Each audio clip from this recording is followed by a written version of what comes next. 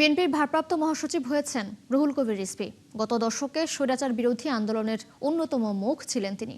দায়িত্ব পাওয়ার পর বললেন তৃণমূলকে নিয়ে সামনের দিকে এগুবেন তিনি, আর অঙ্গীকার করেন তৃণমূলের সাথে জাতীয় পর্যায়ের দূরত্ব ঘুচিয়ে আনবেন। কথা প্রসঙ্গে জানান, লড়াই সংগ্রামের সময় কবে গ্রেফতার হবেন অনেক সময় আগেভাগেই বুঝতে পারতেন তিনি।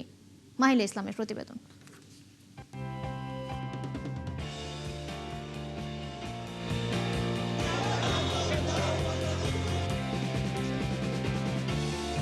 বিএনপির রাজনীতি করি, মানুষের মধ্যে রাজনীতি করি। 17 বছরের রাজনৈতিক পথ চলায় গ্রেফতার, মামলা আর নির্যাতন কোনোটিই রুহুল কবির রিজভী কখন গ্রেফতার হতে হবে সেই শঙ্কাও ছিল সব সময়।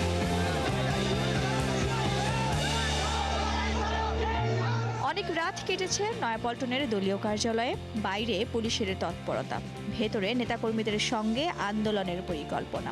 ঘুমহীন সেই রাতগুলো থামাতে পারেনি তার রাজনৈতিক কর্মকাণ্ড। গ্রেফতার হয়েছেন, কারাগারে গেছেন, নির্যাতনের শিকার হয়েছেন, তবুও দমে যাননি তিনি। 45 বছর ধরে কোটি মানুষের আস্থায় পাইপের বস আরএফএল পাইপ। আমাদের মনে একটা কাজ করে যে আমরা ন্যায়সঙ্গত কাজ করছি।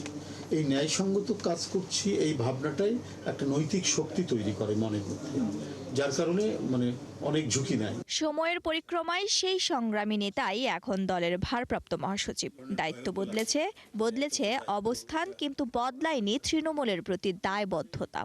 একদিকে যেমন আনন্দ হচ্ছে, আবার এক ধরনের ভয়ও তো লাগে যে এত বড় দায়িত্ব এটা পালন করতে পারবো কি, নানা প্রশ্ন মনের মধ্যে উদ্রেক হয় আর কি।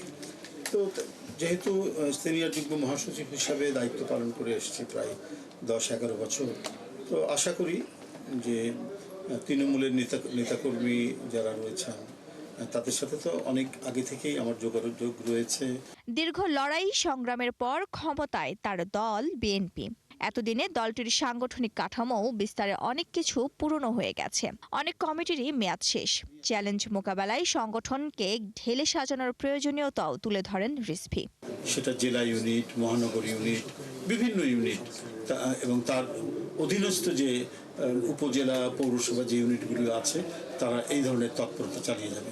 আমরা বিভিন্ন জাতীয় দিবসে, দলের বিভিন্ন যে দিবসগুলোতে যে কর্মসূচিগুলো পালন করা হয়।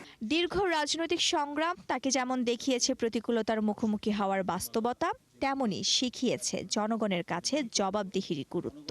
জনপ্রিয় রাজনৈতিক দল যখন জনগণের সমর্থন নিয়ে ক্ষমতায় আসে তখন তাকে প্রতি পদে পদে জবাবদিহি করতে হয়।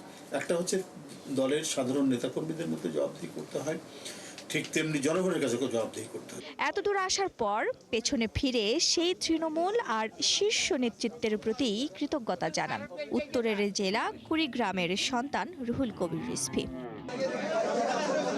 মাহিলা ইসলাম, 71, ঢাকা।